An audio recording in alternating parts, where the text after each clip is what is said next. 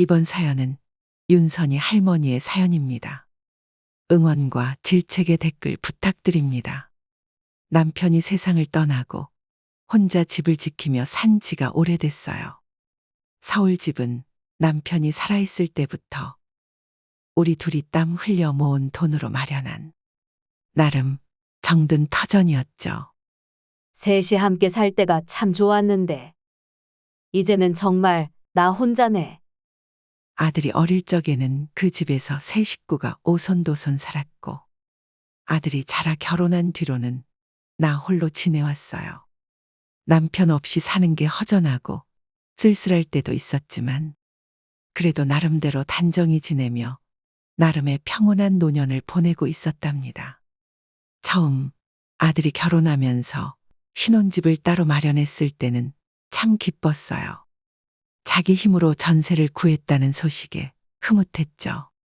이제 걱정 덜고 편히 살아도 되겠구나 싶었죠. 이제 내 인생에서 남은 건 아들하고 며느리가 행복하게 사는 것뿐이니까. 둘의 초반 몇 년간은 별 문제가 없어 보였어요. 아들은 회사에 다니고 며느리는 결혼 전부터 다니던 직장에서 계속 일한다 들었으니까요. 두 사람이 열심히 모으고 살면 충분히 잘 살 줄 알았죠. 그런데 시간이 흐르며 점점 이상해지더군요. 아들 녀석의 전화와 푸념이 그 시작이었어요. 엄마, 회사에서 인사이동이 있었는데 이번에 나 좌천됐어요. 월급도 당연히 줄었고요. 요즘 경기가 안 좋아서 힘드네요. 처음에는 저도 아들을 성심성의껏 위로했답니다. 그저 잠깐 지나가는 일이라고 말이에요. 하지만 그게 아니더군요. 며느리도 회사를 그만뒀다는 거예요. 요즘 경기가 날이 갈수록 안 좋아진다더니 그게 정말이었나 봐요. 엄마, 정말 면목 없어요. 조금만 도와주시면 저희가 어떻게든 일어나 볼게요. 처음에는 도와줬어요. 그래, 내 아들이고 며느리인데 힘든 시기가 있다면 부모가 조금은 거들어줘야지 라는 생각이었죠. 쌀이며 식재료도 보내주고 때로는 생활비도 조금 보태줬죠. 그런데요. 이게 한두 번은 괜찮았지만 몇 달을 넘어서 1년 가까이 개선될 기미가 없으니 점점 부담스러워지더라고요. 그래도 아직은 뭐라 하지 않았죠. 자식한테 쓴다고 생각하면 아깝진 않았어요. 단지 아들 내외를 위해서라도 이렇게 계속되면 안 되겠다는 생각은 했죠. 그때 아들이 전화를 해왔어요. 엄마, 집주인이 이번에 전세금을 더 올려야겠대요. 그게 아니면 월세로 전환하라는데. 솔직히 안 그래도 지금 살림이 빠듯해서 어쩌죠? 며느리도 옆에서 거들더군요. 맞아요, 어머니. 정말 저희 어쩌면 좋죠. 두 녀석의 말을 처음 듣고 제가 가장 먼저 한 생각은 그래서 나더러 어쩌라는 거니? 대체 왜 나한테 그걸 말하는 거지? 였어요. 하지만 그 의문이 오래가기도 전에 며느리가 본심을 이야기하더군요. 어머니, 저희가 사실 이번에 너무 힘들어서요. 그렇지 않아도 집값이 올라서 다들 힘든 실정이고, 어머니만 괜찮으시면 저희가 잠깐만 어머니 댁에 들어가서 살면 안 될까요? 며느리의 말에 저는 바로 승낙을 하기가 꺼려지더군요. 우리 집에 들어오겠다고. 솔직히 한동안 저 혼자 사는 것에 이미 익숙해져 있는 상황이었는데 아들하고 며느리가 들어온다니요. 그런데 그때 아들이 거듭해서 말하더군요. 엄마, 제발 부탁이에요. 제가 한 번도 이런 말씀 드린 적 없잖아요. 저희도 정말 고민하다가 말씀드리는 거예요. 저희가 잘할게요. 잘하겠다고? 그러니까 엄마 불편하지 않게 저희가 먼저 눈치를 보면서 살겠다는 거죠. 네, 맞아요, 어머니. 그리고 애초에 그리 오래 있지도 않을 거예요. 자기들을 믿어달라는 두 녀석들의 말에 저는 고민을 거듭하다가 결국 승낙했습니다. 뭐 잠깐이면 괜찮겠지 하는 마음이었어요. 집이 좀 작긴 해도 둘이 머물 방 하나쯤은 마련할 수 있고, 내가 먹는 밥에 반찬 조금 더 하면 둘 챙겨주기 어렵지 않을 거라고 생각하면서요. 한두 달, 길어야 몇 달이면 자리 잡고 나갈 거라 믿었습니다. 그런데 이게 웬걸. 아들 며느리가 들어온 뒤 처음 한두 주는 그나마 저희 눈치를 보는 것 같았지만 그 시간이 너무 짧았어요. 불과 2주도 지나지 않아 본색을 드러내더군요. 아들은 아침부터 소파에 드러눕고 며느리는 휴대폰만 들여다보며 취업 생각은 하지도 않고 살더라고요. 아니, 아들, 너 오늘도 무어라 말을 하려다가도 아들이 전날 밤늦게까지 술을 마신 건지 피곤에 찌든 얼굴로 저를 보며 일어나는 걸 보면 입을 다물게 되었어요. 녀석도 얼마나 힘들면 이럴까 하고요. 엄마, 오셨어요. 오늘은 우리 치킨이나 피자 시켜 먹으면 안 돼요? 갑자기 그런 게 먹고 싶네. 치킨? 피자? 와, 너무 좋지? 아들하고 며느리는 둘 다 속없는 소리만 해대더군요. 저는 처음에는 당황했지만 그래도 자식인데 잠깐은 참자 하고 마음을 먹었습니다. 그런데 하루 이틀이 아니라 매일 같이 이러면 얘기가 달라지지 않겠어요. 반찬이 조금이라도 입에 안 맞으면 투덜대고, 외식할 때도 당연히 내가 계산하고 전기 가스비도 전부 내 통장에서 나가는데 한 푼도 안 보태더라고요. 어쩌다 제가 둘이 생활비라도 조금 보탤 생각이 없냐는 티를 내면 그 둘은 엄마까지 그러시기에요? 저희 정말 기댈 데가 없어서 이리로 온 거예요. 맞아요, 어머니. 정말 저도 어머니께 죄송하지만 저희 정말 절박해요. 내가 시켜준 마라 로제 떡볶이 소스나 입에서 닫고 말하지 그러니 라는 말이 목구멍 끝까지 올라왔지만 녀석들이 그렇게 힘들다니 저도 더 이상 집요하게 말하기가 어렵더군요. 내가 주저하는 낌새를 보이면 아들 녀석은 엄마, 가족끼리 정말 이렇게 하시기에요? 나 엄마 아들이에요. 남이 아니라고요. 아니, 애초에 우리가 배달 음식 자주 먹는 것도 엄마 배려라는 거 몰라요? 배려라고? 네. 엄마가 맨날 저희 때문에 설거지 힘들어하니까. 그래서 우리가 이렇게 돕는 거죠. 그냥 너네가 설거지를 하면 그만 아니니? 그건 엄마, 왜 자꾸 말꼬리를 잡아요? 아들과 며느리는 항상 그런 식이었어요. 어떻게든 자기들 행동을 정당화하려고 하는 식이요. 어느 날은 저도 못 참겠어서 한번 지른 적이 있었어요. 나도 더는 못 참겠다. 둘 다 이 집에서 빈대처럼 빈둥대기만 할 거면 썩 나가라. 그런데 저희 말에 대한 둘의 반응이 어땠는지 아세요? 나가라고요? 엄마, 정말 너무하신 거 아니에요? 맞아요, 어머니. 이런 불경기에 저희를 길바닥에 내모려고 하시다니 정말 너무 냉혈한이세요. 내가 냉혈한이라고? 저는 어이가 없었어요. 지금 내가 잘못을 하고 있는 건가 싶을 정도로 둘의 태도는 당당했으니까요. 내가 냉혈한이라니 정말 기가 막혀서 혀를 끌끌 찰 수밖에 없었어요. 젊은 것들이 집에서 놀고 먹느라 나는 모든 걸 희생하고 있는 중인데 되려 내가 잘못이라니. 그날 이후 두 녀석들의 태도는 더 아나무인으로 변해갔어요. 아들은 점점 더 아무 일도 하지 않은 채 집안에 눌러앉아 TV와 휴대폰, 게임에만 몰두했죠. 며느리 역시 작은 방에 틀어박혀 휴대폰으로 시간만 때우고 밥때나 되면 밖으로 나와 늘 내가 차려둔 밥상을 먹고 설거지 하나 손 떼지 않았어요.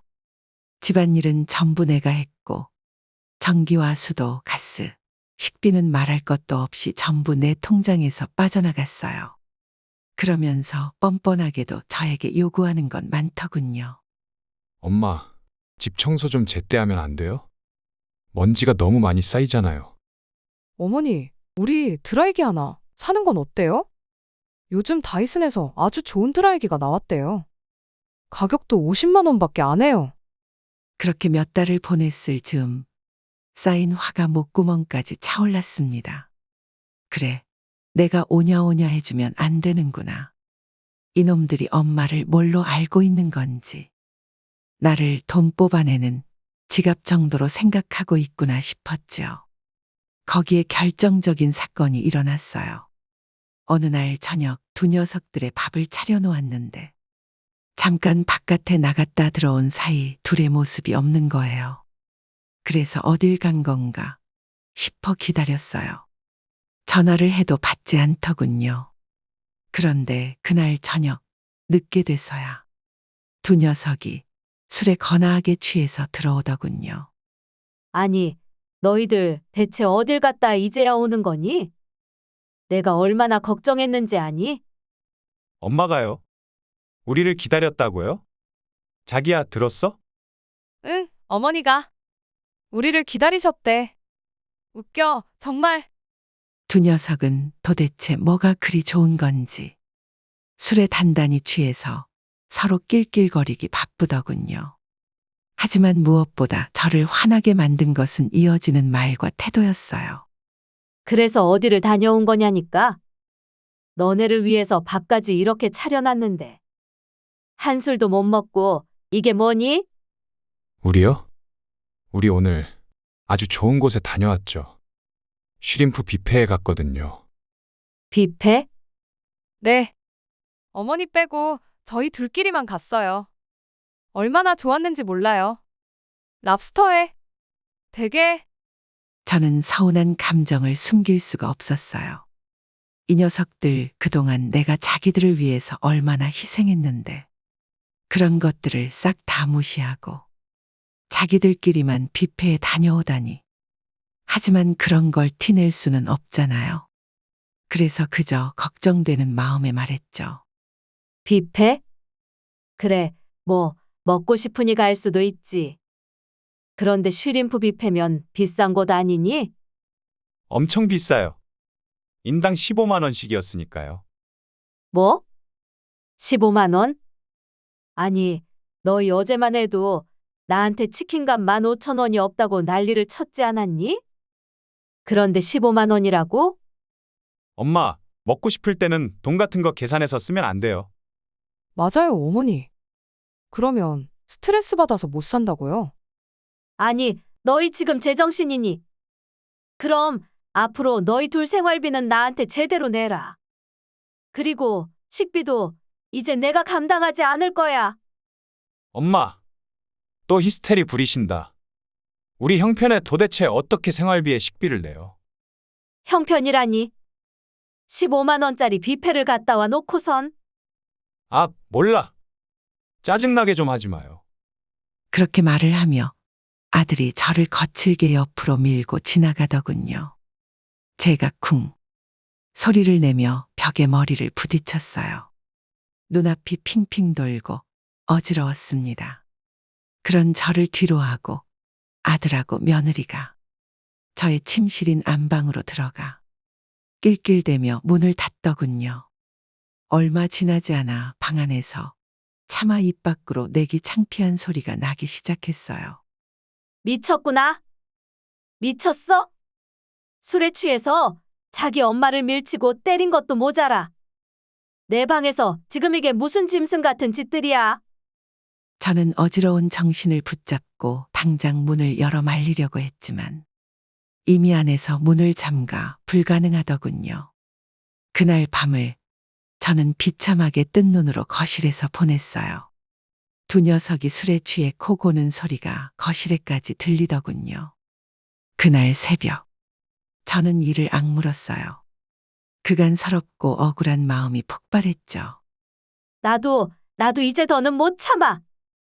이제 가만히 있지 않기로 마음먹었습니다. 나는 아주 조용히 움직이기 시작했어요. 입 밖으로 내지 않고 머릿속으로만 계획을 세웠습니다. 먼저 집의 명의를 다시 한번 꼼꼼히 확인했어요. 남편이 떠나기 전 남겨준 문서와 등기부등본, 모든 서류를 다 꺼내어 꼼꼼히 살피고 혹시나 하는 마음에 변호사 사무실도 다녀왔죠. 변호사는 말하길 명의는 온전히 내 것이고 내가 원할 경우 언제든 집을 처분하거나 임대할 수 있다고 했어요.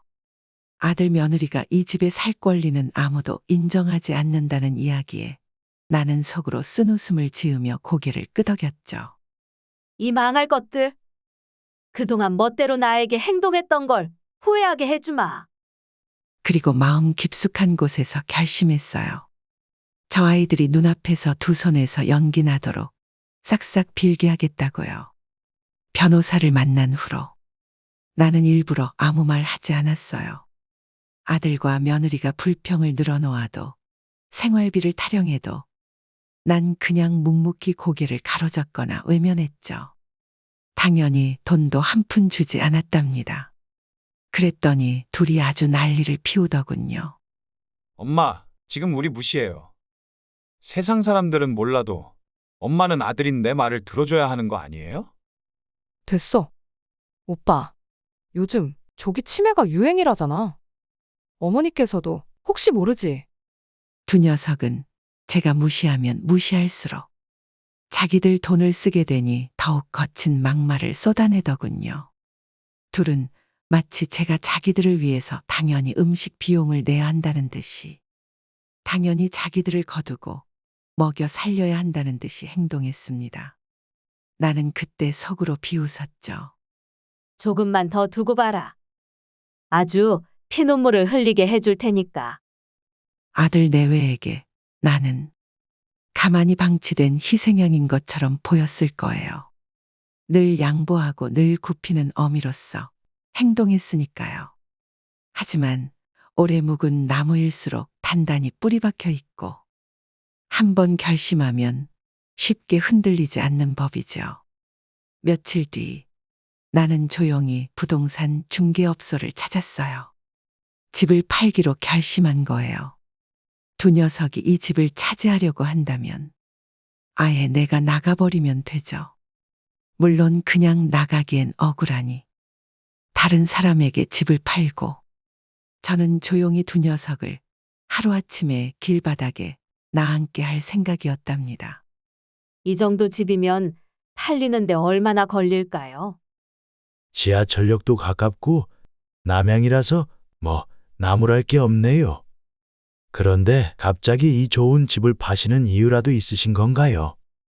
부동산 사장님의 물음에 저는 잠시 고민하다가 입을 열었어요. 네, 저희 집에 아주 지독한 기생충 2마리가 들어와서 도저히 나가질 않고 있거든요. 며칠 사이 부동산에서 연락이 왔어요. 바로 입주하고 싶어 하는 사람이 있다고요. 난 흡족한 마음에 차분히 계약 날짜를 잡았어요.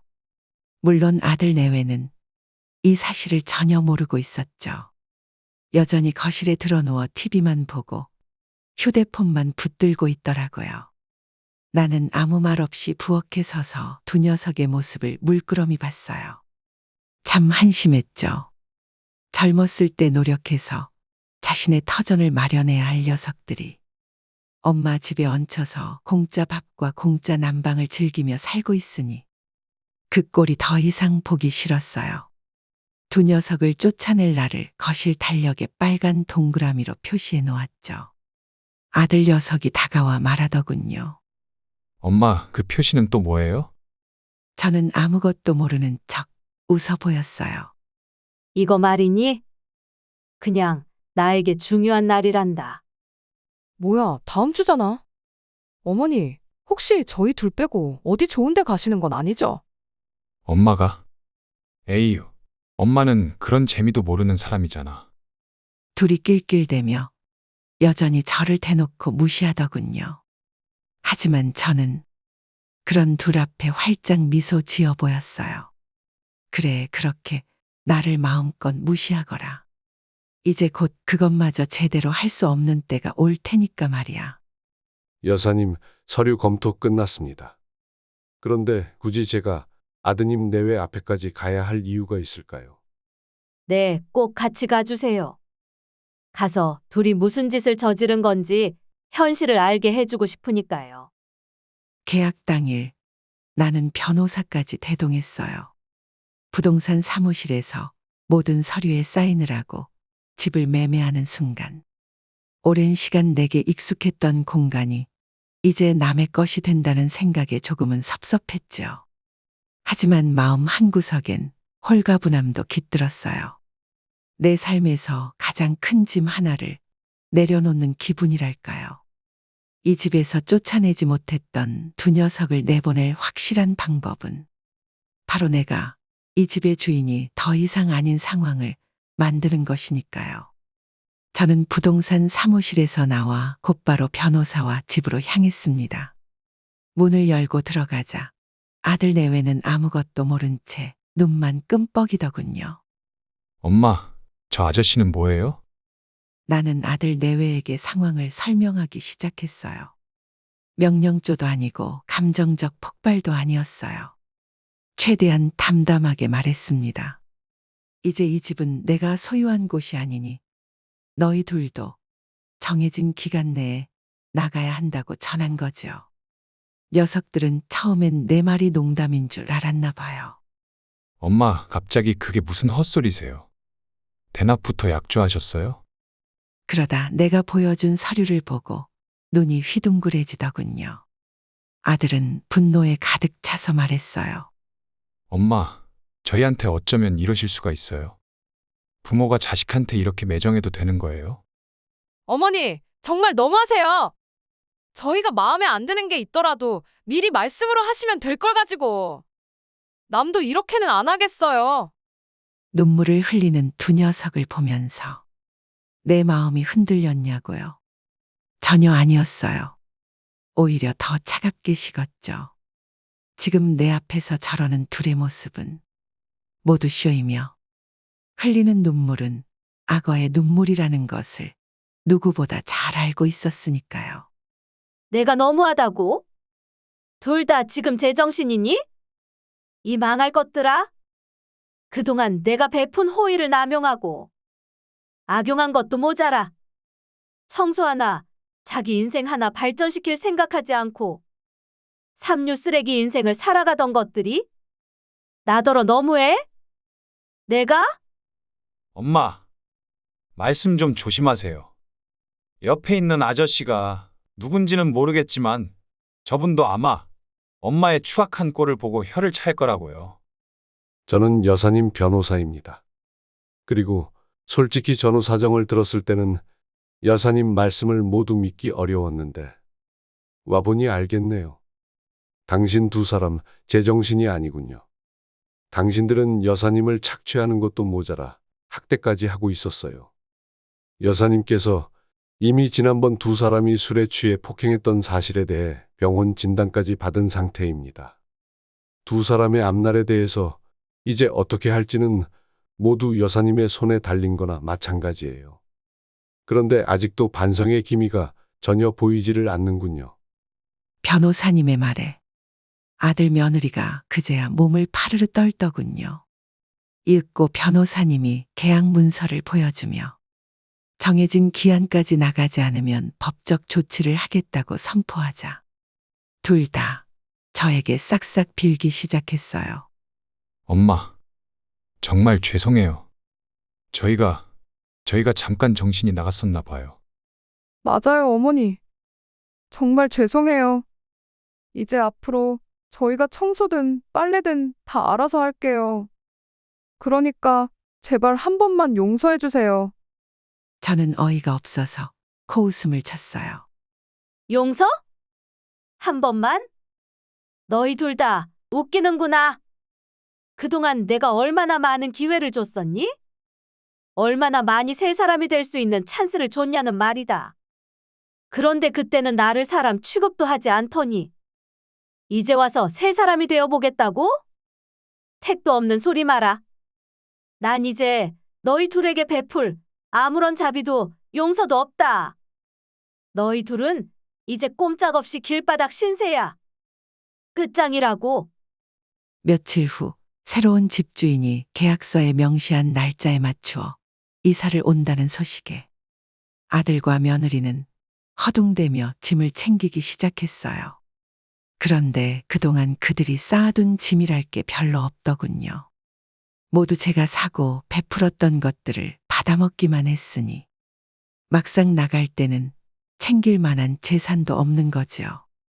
아들은 마지막까지 한 번만 용서해달라고 비굴하게 굴었지만 나는 단호히 고개를 돌렸어요. 미안하지만 끝까지 나를 하인처럼 부리며 반성할 줄 모르는 것들에게 베풀어질 용서 따위는 없다. 그날 이후로 나는 비싼 값에 판 서울집에서 나온 돈을 챙겨 근교의 소도시로 이사했어요. 아담한 전셋집이지만 내가 살기에 충분하고 조용하고 이웃들도 친절하답니다. 남편이 떠난 후로 가지려 했던 소박한 삶을 되찾은 느낌이었지요.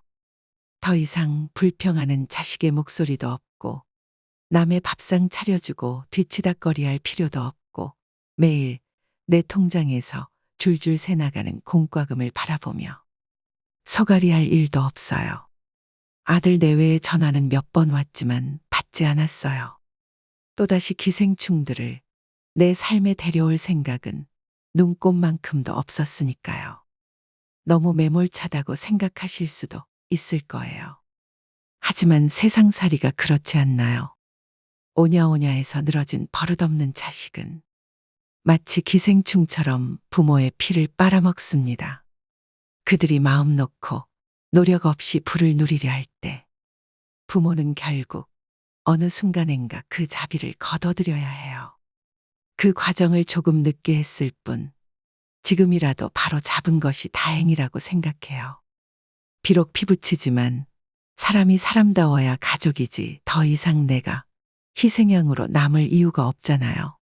이제 저는 홀가분한 마음으로 이 조용한 동네에서 자연을 벗삼으며 이웃과 안부 나누며 조용한 노년을 보내려고 합니다.